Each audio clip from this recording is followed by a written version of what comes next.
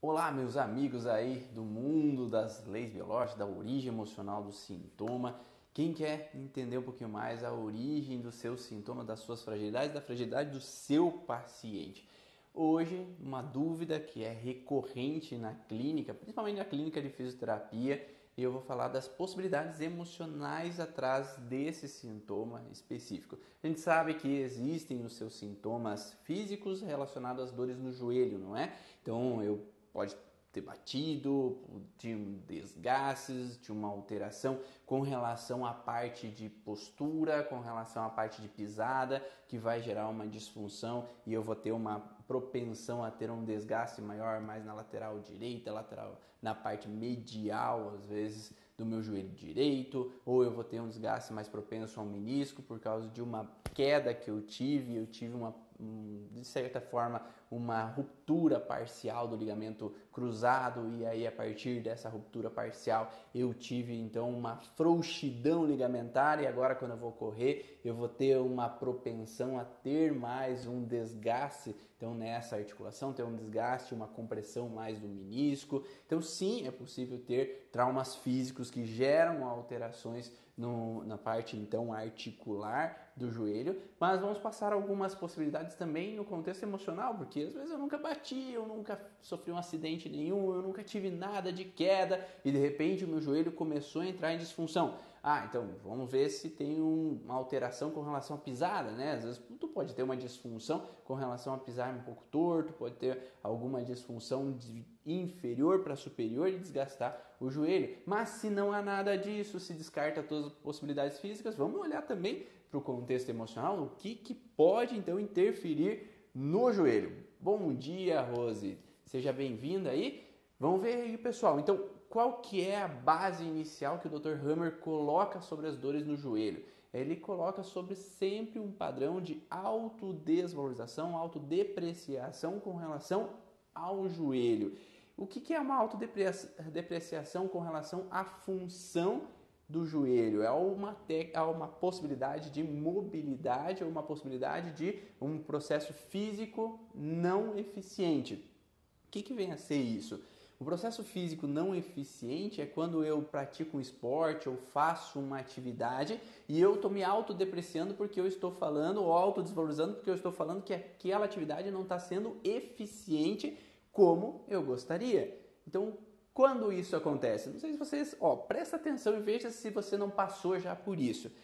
Eu corria, eu fazia caminhada e quando eu tive gravidez, tive um filho, ou quando eu tive alguma situação que eu tive que ficar um tempo parado de correr, ou parado de fazer o esporte que eu praticava, de jogar futebol, de ter uma atividade quanto eu gostaria, e aí eu fico um tempo parado, eu perco o ritmo e eu perco o físico, né? Então eu não tenho mais o físico quanto antes de fazer aquela atividade. Então quando eu retomo a minha atividade, eu volto a caminhar, volto a correr, não tem aquela dorzinha no joelho?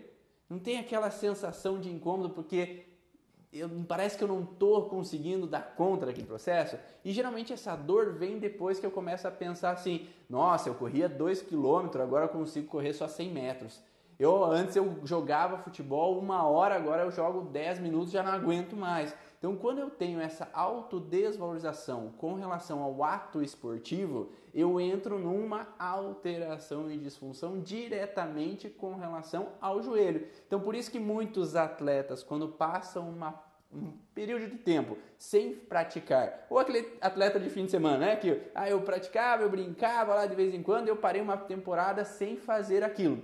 Quando eu volto, eu me desvalorizo porque eu já não consigo mais ter aquele pique que eu tinha antes. Eu já não consigo mais ter alcançar aquela quantia de tempo de corrida, de atividade quanto antes. Eu não consigo mais correr aquele tempo quanto antes. Agora eu acabo tendo então uma frustração com relação à ação de suporte dos meus joelhos, de atividade física, de dar conta de exercer aquela função. Então, por isso que muitas vezes, quando um atleta volta à atividade, ele acaba tendo essas dorzinhas, esse incômodozinho. Daí, o que entra de padrão de problema? Agora eu vou ter que parar de novo, porque eu vou ter que fazer uma fisioterapia, eu vou ter que fazer um atendimento, eu vou ter que ficar imobilizado por um tempo, parar um pouco de correr, porque está me causando dor. Mas é exatamente esse padrão de voltar. E não é um voltar logo quando eu começo, quando eu estou me sentindo autodesvalorizado, que eu entro no sintoma. Mas o sintoma vem depois que eu relaxo, quando eu consigo voltar a correr um pouco mais do que antes. Então, sempre no gráfico ali da segunda lei biológica, o que se fala? Quando eu tenho estresse, porque eu estou frustrado, porque eu não estou conseguindo atingir aquele objetivo que eu tenho, agora eu entro numa frustração que tem uma necrose tecidual, tem um desgaste tecidual, seja na cartilagem, seja no ligamento, seja na musculatura, depende como a pessoa entende aquele conflito. Então eu tenho um desgaste, só que a fase inflamatória ela vem quando eu consigo atingir aquele objetivo. Então é quando eu relaxo aquele estresse, quando eu saio daquele estresse. Eu tenho atividade física e agora eu consigo correr um pouco mais, agora eu estou me sentindo melhor, porque agora eu tenho um pico melhor, agora eu estou conseguindo aguentar um pouco mais. E aí quando eu começo a aguentar um pouco mais, eu consigo relaxar com relação àquele estresse que eu não estava conseguindo exercer aquela prática, ou o estresse que eu não estava conseguindo, eu cansava rápido ali naquele momento, agora eu relaxei e agora a inflamação começa a vir. Dependendo como a pessoa sentiu na articulação, no ligamento ali, naquele momento. Então, geralmente na articulação que vai ter a maior inflamação nesse caso específico. Então, um dos padrões conflitivos emocionais é, então, voltar a fazer a atividade após, então, esse período onde que eu estava agora sem físico para praticar o esporte e agora eu decaio o meu rendimento. E esse rendimento me frustra. Então esse rendimento físico decaído me incomoda e agora eu consigo começar a voltar à atividade e relaxar, porque eu agora estou conseguindo dar conta, daí a inflamação começa a aparecer. E agora tem outros padrões, não necessariamente tem um padrão de dor relacionado à atividade física.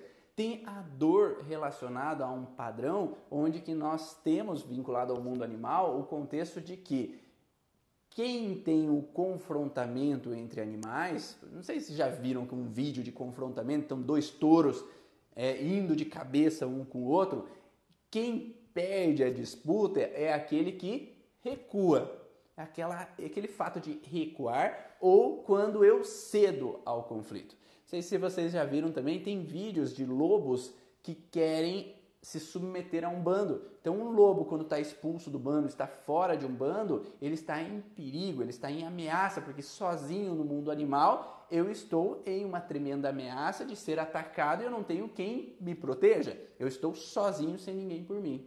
Agora, quando ele quer se submeter a entrar num bando, mostrar que ele não é agressivo, que ele não é um risco para os outros, o que ele faz? Ele se ajoelha com as patas da frente e vai de cabeça baixa em frente ao líder, o lobo alfa do outro bando, para que ele possa aceitar que eu entre nesse grupo.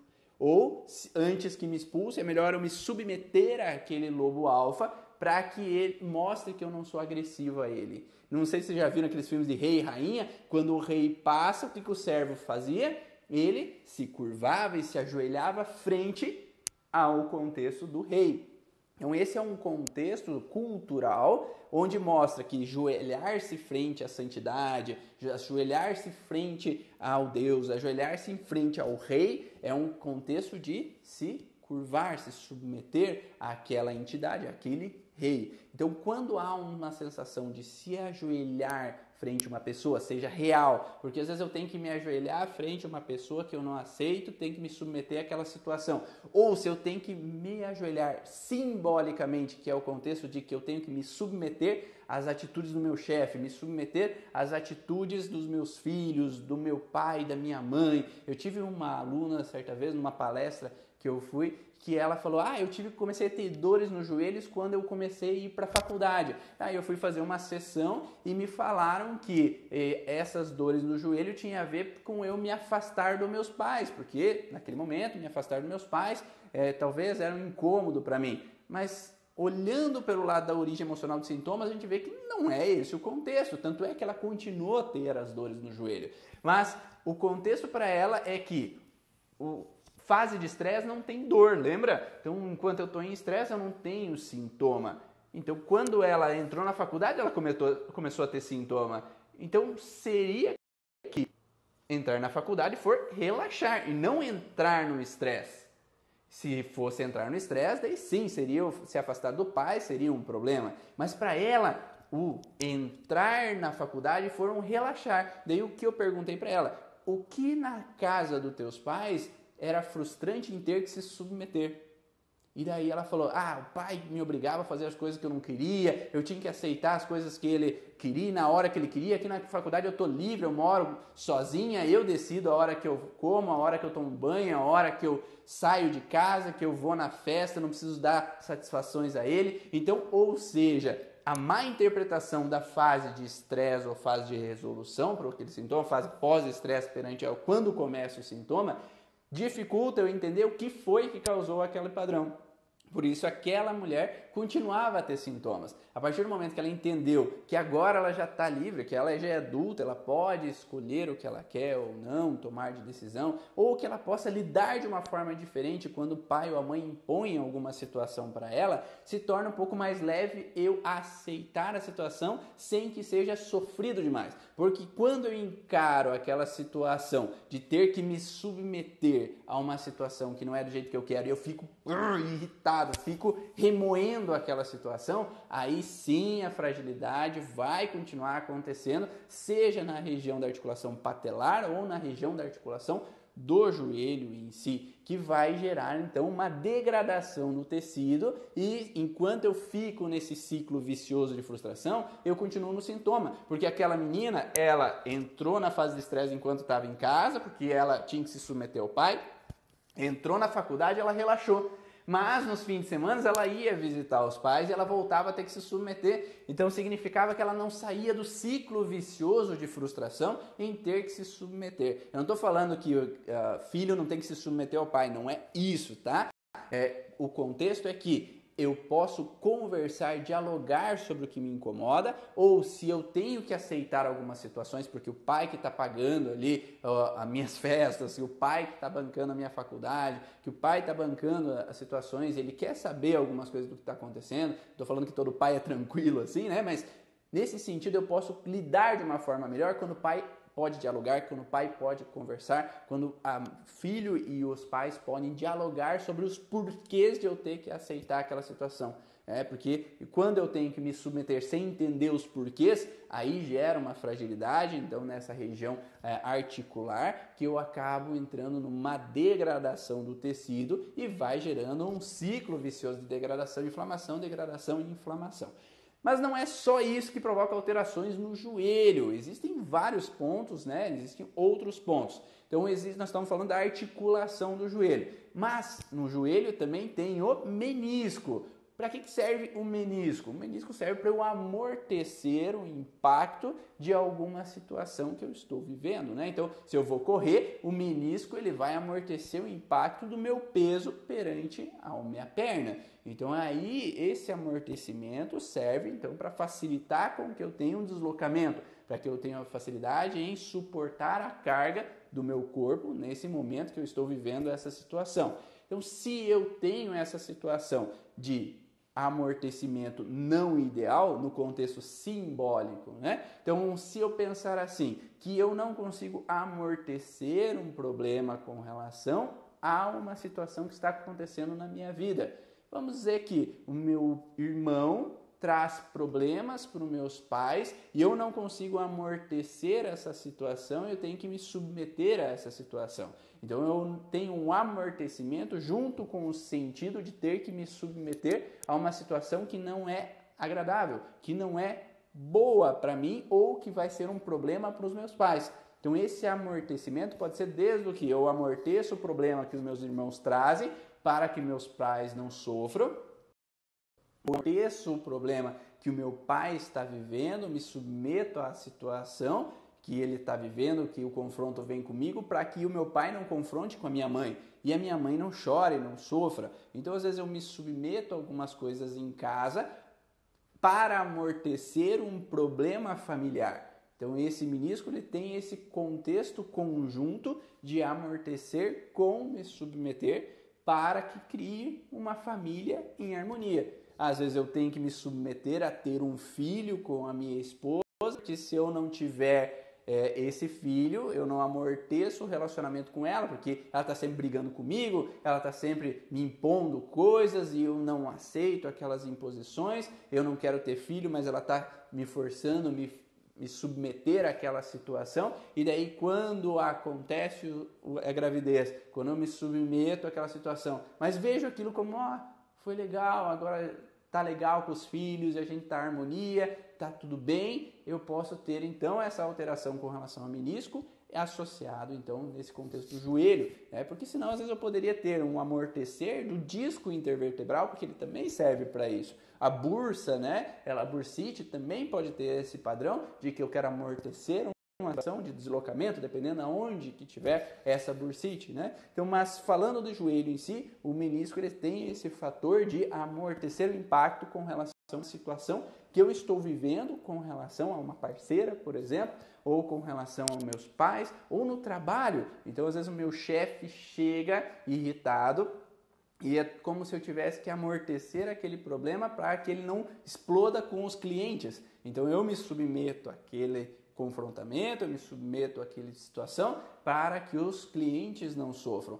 Ou o meu subordinado agiu de alguma forma errado e eu que levo a bronca e baixo a cabeça, ou me submeto, ou me curvo ao superior, porque eu que levei a bronca com relação à situação. Então é como se eu tivesse que carregar os problemas. Ou eu tenho um chefe diferente e eu tenho que eu assumir a empresa ali naquele momento, então eu carrego toda a carga, eu pego o peso, né? Você vê, eu carrego o peso, quem que dobra? É o joelho, né? Eu carrego o peso, amorteço o peso do problema ali na empresa para que não sobre para outra pessoa. Eu amorteço o peso financeiro, assumo as responsabilidades financeiras para que não sobre para os meus familiares.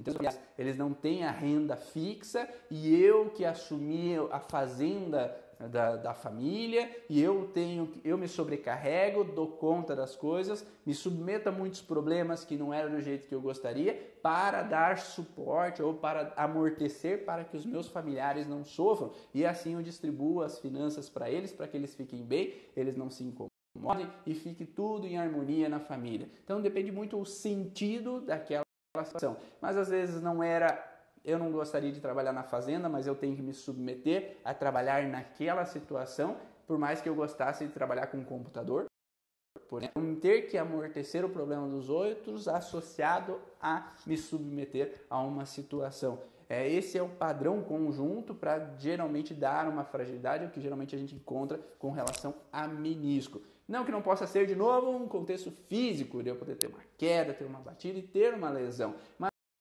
quando ela teve uma ruptura de menisco, mas não teve nada, ou sozinha, às vezes ela teve uma torção, às vezes nem era para tanto, mas causou uma grande lesão para aquela pessoa, geralmente a gente vai suspeitar de já ter uma fragilidade com relação àquela região específica. O outro contexto que pode gerar alterações no menisco, né, é um contexto de ligamentos em frouxidão. Então, esses ligamentos em frouxidão podem estar alterados por uma queda, uma batida, um acidente que gerou uma alteração neles, e essa alteração de laceamento é fase ativa de estresse. Então, enquanto eu estou em fase ativa de estresse com relação aos ligamentos do cruzado, por exemplo, do joelho, a gente está num processo que vai então ter quebra do tecido ligamentar. Então esse ligamento ele vai ter uma frouxidão ligamentar e essa frouxidão, um joelho que deveria dobrar, deveria rodar tranquilamente e voltar, ele está mais laceado, então ele tem um senso assim de ele vai ter um contato mais incômodo por causa dessa lacidez ligamentar e aí pode gerar então fragilidades, lesões no menisco por essa hipermobilidade. Porque uma pessoa que corre com ligamento cruzado, ele intacto, ele tem um certo movimento adequado. Agora, se esse ligamento está mais com frouxidão, vai ter um contato lesional em cada passo que ele está dando. Então, quanto mais passos eu corro, mais esse ligamento ele vai ter uma frouxidão, mais vai ter então esse contato com o menisco e promover uma lesão no menisco. Então, não necessariamente é uma lesão emocional de menisco, mas uma lesão emocional com relação ao ligamento cruzado. E qual que é a lesão relacionada ao ligamento cruzado num contexto emocional? Geralmente o ligamento cruzado ele dá um contexto de eu estar dividido sobre dois planos. Então eu estou com duas profissões, eu estou em cima do muro e eu não sei se eu vou na direita ou eu vou na esquerda, mas eu tenho que tomar uma decisão. E quanto mais tempo eu fico em cima do muro, mais eu tendo a ter a fragilidade que vai necrosando o tecido ligamentar, então, do cruzado do joelho, seja o cruzado anterior ou o cruzado posterior do direito. Existe um padrão de lado direito, lado esquerdo, dependendo se a pessoa é destra ou canhota, mas isso a gente não vai abordar tão a fundo agora, mas sim esse contexto de direito, o joelho esquerdo tem as relações, se um destro tem a relação, o destro homem ou destra mulher, em geral, o joelho esquerdo tem a ver com mãe ou filhos. O destro, o canhoto homem ou canhota mulher, que aplaude com a mão esquerda, ele vai ter um padrão com o joelho direito. Então, se essa mulher que praticava esporte, agora ela teve que parar de praticar o esporte por causa de uma gravidez, os filhos, era intenso esse processo de cuidado com os filhos, ela não poderia fazer as coisas para ela tinha que se submeter a estar ali, e ela gostava do esporte, e ela teve que parar. Talvez o contexto de joelho, de impedir com que eu continue o meu ato esportivo, ou que eu continue fazendo as coisas que eu gostaria, pode intervir e ter que me submeter relacionado ao joelho, relacionado então a destra ao joelho esquerdo, a canhota ao joelho direito. E vice-versa, né? Com relação ao homem destro, mulher destra, com relação ao mesmo joelho, teria relação com parceiros, seria a relação parceiro conjugal, pai é o primeiro parceiro entendido nesse contexto, e também com relação a irmãos, profissão, ao social, teria o mesmo contexto com o joelho direito. Agora, homem e mulher canhota, o mesmo lado, no joelho esquerdo, teria o padrão conflitivo relacionado a parceiros também, a mesma coisa que eu falei anteriormente para o destro. Então, esse contexto a gente poderia diferenciar, então é uma possibilidade de se ver. Eu tive uma vez um paciente que ele teve ruptura de ligamento cruzado do joelho direito dele, ele sendo destro, numa sensação, então, onde que ele simplesmente torceu sozinho o joelho, entre aspas, é o que se fala, né, no esporte. Então, teve uma lesão de ruptura no ligamento cruzado e teve que ficar imobilizado. E quando eu comecei a trabalhar com ele, eu comecei a falar sobre o contexto emocional, porque naquela época eu trabalhava também com a parte física, de reabilitação. Nesse contexto emocional que eu comecei a falar para ele, eu perguntei, em que situação você está dividido sobre dois planos? Daí ele me falou, estou dividido sobre duas mulheres, eu sou casado e, ao mesmo tempo, eu tenho uma amante. E aí eu não sei se eu fico nesse casamento e vou com a amante, ou se eu fico no casamento, ou se eu vou com a amante, e daí eu estou dividido sobre dois planos.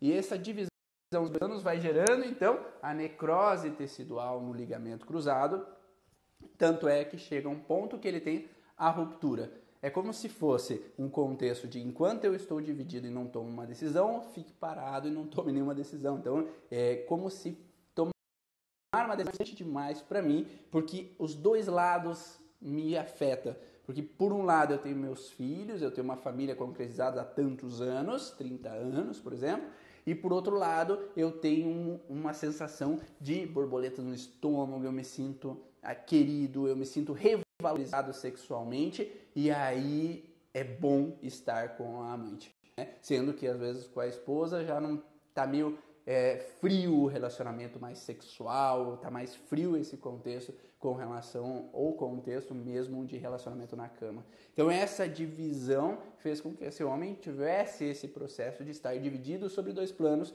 e aí entra numa fragilidade para aí nesse especificamente com relação ao ligamento cruzado. Todo homem que tem essa situação de estar dividido sobre duas mulheres tem o ligamento cruzado fragilizado? Não necessariamente, porque para alguns homens pode ser tranquilo estar lá com a amante e ao mesmo tempo estar com a esposa, porque eu já atendi pacientes assim, que para ele tanto faz como tanto fez, né? Que tá louco para que descubram mesmo, para que estoure e ele não precise tomar a decisão. Então é diferente a forma com que a pessoa interpreta a situação para como ela tem o sintoma que ela vai desenvolver. Então, se eu lido bem com aquela situação, geralmente eu não tenho sintoma. Se eu lido mal com aquela situação e eu estou nesse específico de estar dividido sobre dois planos, eu vou ter uma fragilidade sobre o joelho, provavelmente no ligamento cruzado. Agora, eu posso estar dividido sobre duas faculdades. Então, um adolescente que ele não sabe se ele vai cursar letras ou se ele vai cursar geografia, ou se ele vai cursar medicina, ou se ele vai cursar isso ou aquilo, porque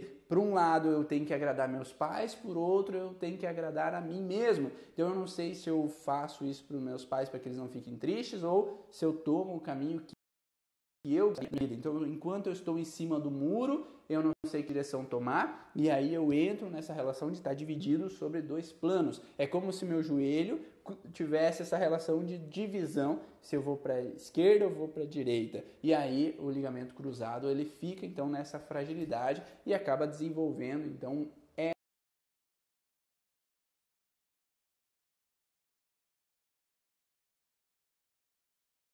essa alteração especificamente. Porque eu vou escolher virar para a direita. Então, se o ligamento ele tá, a função dele é estabilizar as rotações de joelho, se eu estou em dúvida sobre a rotação que eu vou ter, a direção que eu vou ter, é esse ligamento que vai ter fragilizado.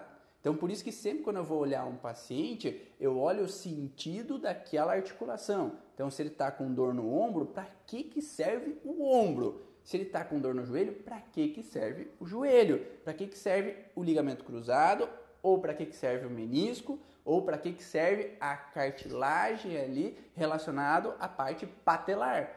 Para eu saber qual é a função, para identificar qual é a possível situação que possa levar uma lesão àquela articulação, àquele ligamento, àquele músculo específico. Se eu tenho uma lesão em um músculo específico, eu vou ter que olhar qual é a função daquele músculo, para eu saber que aquela função não está sendo exercida da maneira adequada. Porque as frustrações musculoesqueléticas têm muito a ver com uma sensação de incapacidade de eu exercer uma função ou uma autodesvalorização com uma ação que eu fiz que não foi eficiente ou não foi boa o suficiente, não foi adequada o suficiente. Então, se eu me sentir incapaz de realizar o movimento, lembra, eu estou dividido sobre dois planos. Eu estou me sentindo incapaz de ir para a esquerda ou ir para a direita, ou eu tomei uma direção que eu me autodesvalorizei porque depois eu vi que era uma direção errada. Eu não deveria ter tomado essa direção, eu deveria ter ido para o outro caminho. Então eu me autodeprecio, eu me autodesvalorizo com relação àquele movimento da tomada de direção que eu tomei. Ou me autodesvalorizo porque eu não consigo tomar uma decisão sobre a minha vida. Então eu fico nessa autocrítica ou autodepreciação de mim mesmo. Então sempre músculo esquelético, ele tem esse padrão e aí a gente vai associar com a região específica, relacionado, por exemplo, numa articulação do ombro, eu tenho uma articulação do ombro que serve para eu escrever, que serve para eu, sei lá, se eu vou vôlei para empurrar a bola, se eu vou abraçar alguém, trazer alguém para perto de mim, ter uma pessoa. Então a articulação do ombro serve para isso. Então, se eu tenho uma lesão de peitoral, eu vou entender que o peitoral serve para eu ter uma adução do meu braço. Uma adução horizontal, uma adução vertical.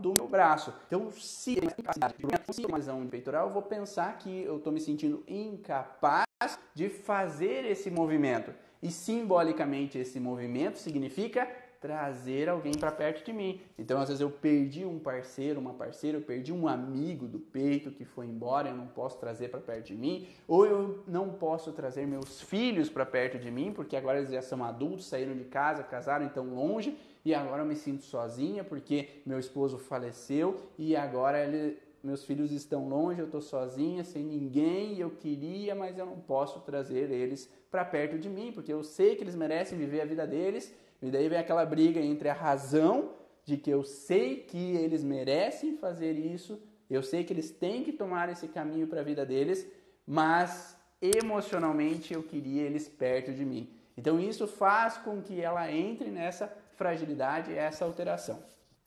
Ivan, quando a mulher entra no climatério, já considera mudança da lateralidade, a lateralidade cerebral nunca muda, né? Então, se a gente falar com relação a um destro, ele sempre vai ser destro a vida inteira, um canhoto sempre vai ser canhoto a vida inteira.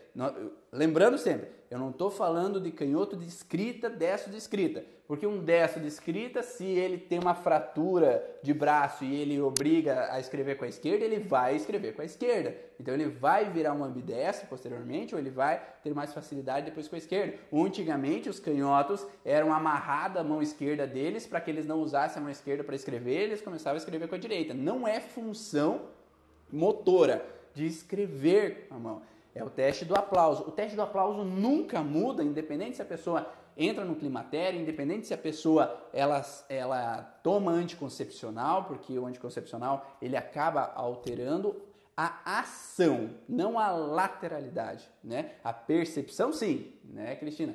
Então a percepção, a forma de lidar com a situação, sim. Tanto é que as mulheres que são, vamos falar de joelho de novo, as mulheres que às vezes a vida inteira tiveram que se submeter a um marido que foi sempre agressivo, desvalorizava, traía, agia disso, daquilo, daquele outra forma e tinham que se submeter de novo, fase de estresse a vida inteira. Quando elas entram na menopausa, muda o lado cerebral de funcionamento, a percepção sobre a situação, porque muda o contexto hormonal do corpo. Então, enquanto o processo de estrogênio estava muito alto durante a vida inteira dessa mulher, agora quando ela entra na menopausa, o estrogênio ele baixa. E ao baixar o estrogênio, ela começa a lidar de uma forma diferente com a situação. Com o estrogênio alto, surge uma mulher mais protetora, mais apaziguadora, mais que quer que as coisas estejam em harmonia. Agora, quando ela entra na menopausa, agora tudo que ela se submeteu na vida, ela passa a não aceitar mais. Por isso que há muitos conflitos nessa época, porque eu me submeti e aceitava, agora eu me torno um pouco mais confrontante, porque eu mudo os hormônios de funcionamento e a tendência de mudar o lado cerebral de funcionamento também perante as situações. Então agora eu começo a confrontar mais, eu começo a não aceitar mais as situações. Então tudo que eu não dizia, agora eu comecei a chutar o balde. Eu comecei a falar o que eu não gostava, agora eu não me submeto mais, agora eu confronto, agora se ele não quer viajar, eu viajo sozinha, né? Porque a mulher geralmente é mais família, é mais protetora, é mais de cuidar da casa. Então ela tem a vida inteira essa tendência de estar por casa, estar cuidando dos dela. Agora na vida adulta, ali na menopausa, pós-menopausa, mudando esse fator, agora ela sai para a vida dela. Agora ela sai fazer as coisas que ela idealiza em tendência, né? Isso se ela não é aquela hiperprotetora que acaba não largando o osso de querer realmente assumir essa responsabilidade. Mas aí entra então a menopausa, sim, então Cristina, como você perguntou, muda o lado cerebral de funcionamento e por isso que mulheres começam após a menopausa a ter mais dores, ter mais desgastes articulares, desgastes ósseos, né? A osteoporose começa a aparecer mais forte, porque antes ela aceitava as coisas, tudo bem, eu considero, mas agora ela deixa de aceitar. Então agora ela deixa de ter que se submeter às coisas para confrontar e impor as minhas vontades, impor os meus desejos. Em muitos casos, tá? Não todos, mas em muitos casos acaba acontecendo isso. Principalmente se ela teve que sim que se submeter a vida inteira e foi frustrante para ela. Agora chegou o momento que ela começa a não aceitar mais facilmente as situações por essa mudança hormonal. Não sei se eu respondi, Cristina. Então, sim, a lateralidade nunca muda. Então, se é uma mulher destra, o contexto sempre vai ser o joelho esquerdo com filhos e mãe. Tá? E isso nunca vai mudar na vida dela. Agora, se é uma mulher canhota, uma mulher destra, do mesmo lado, o joelho direito, vai ser sempre o contexto de parceiros, nunca vai mudar na vida dela, por mais que entre na menopausa, por mais que tenha uma retirada, por mais que muda essa percepção de atitude, nunca vai mudar. Né? Isso às vezes acontece em algumas confusões com algumas pessoas que acabam achando que muda esse contexto e não muda. O contexto sim que muda é a forma de perceber a situação por essa alteração hormonal que vai entrando então numa fragilidade. Então, recapitulando, contextos de joelho podem estar relacionados tanto ao contexto físico, né? Eu posso ter um acidente, uma queda, uma batida, posso ter o contexto relacionado à articulação, nessa autodesvalorização com relação ao meu físico, né? A atividade física, onde eu posso entrar em uma situação onde que eu parei o esporte e eu corria 5 km, agora eu volto a correr depois de 3 anos e agora não consigo correr 100 metros, que eu acabo morto. E aí eu acabo me autodesvalorizando porque eu não estou conseguindo fazer o que eu fazia antes. Antes era tão fácil, agora está tão difícil. Eu entro em fase de estresse e aí quando eu começo a ganhar um pouco mais de quilometragem, conseguir fazer mais um esforço, eu começo a me revalorizar porque eu estou sentindo que eu estou dando conta, mas daí eu entro em inflamação e começo a ter dor. Então por isso que algumas pessoas logo depois de uma semana que começa a ter a prática, começa a ter suas dores e incômodos com relação ao joelho. Ligamento, que é o contexto de estar dividido sobre 2 planos, então eu vou para a faculdade ou trabalho, eu fico nesse trabalho ou no outro, eu fico com essa esposa ou fico com a amante, então qual direção que eu tomo? Estou dividido sobre 2 planos, ou a situação de menisco, nesse terceiro problema perante uma situação onde que eu tenho que me submeter, e aí vai gerar fragilidade em vários contextos aí com relação ao joelho em si. Então, em tendência, esses são os padrões, né, conflitivos de alteração. E a Cristina pede, e uma mulher canhota agora entram no climatério. A mulher canhota que entra no climatério, ela, em tendência, né, ela tá do lado direito do cérebro com o contexto durante a vida, porque uma canhota ela tem essa ação, né, de tomar frente, ir contra, confrontar, se opor às situações. E quando entra no climatério, ela vai ter mais redução do estrógeno. Então a tendência aqui, ela não vai mudar o lado cerebral, porque é a redução do estrógeno, não da testosterona. Se reduzisse a testosterona, sim, ela mudaria o lado cerebral de funcionamento. Mas sim, tem algumas pessoas que estudam nas leis biológicas que falam que quando uma mulher canhota, ela entra na menopausa, ela tem a tendência de ficar mais feminina. Mas a se ponderar, porque daí a gente olharia para esse contexto de que menopausa entraria uma baixa do estrógeno e não da testosterona. A tendência não de mudar para o outro lado cerebral, para o lado esquerdo, mas sim permanecer do lado direito. Mas claro que a gente tem muitos conflitos durante a nossa vida, a gente oscila o tempo inteiro de lado cerebral de funcionamento devido a situações territoriais, devido aos conflitos, né, relacionados às situações que nós temos o dia inteiro na família, no trabalho e isso e aquilo. Então a gente oscila muito do lado cerebral. É difícil encaixar uma pessoa que está só funcionando do lado direito ou só funcionando do lado esquerdo. A gente modifica constantemente. Mas espero que tenham entendido esse contexto com relação ao joelho e tenha ficado claro essas informações e seja realmente informações interessantes que você possa usar na prática clínica para auxiliar seus pacientes a sair desses sintomas. Um grande abraço, te vejo no próximo vídeo e amanhã vai ter live 7 horas da manhã. Vamos falar um pouco sobre qual é a motivação dos universitários aí com relação ao futuro relacionado aos estudos dentro da fisioterapia. Então eu vou chamar minha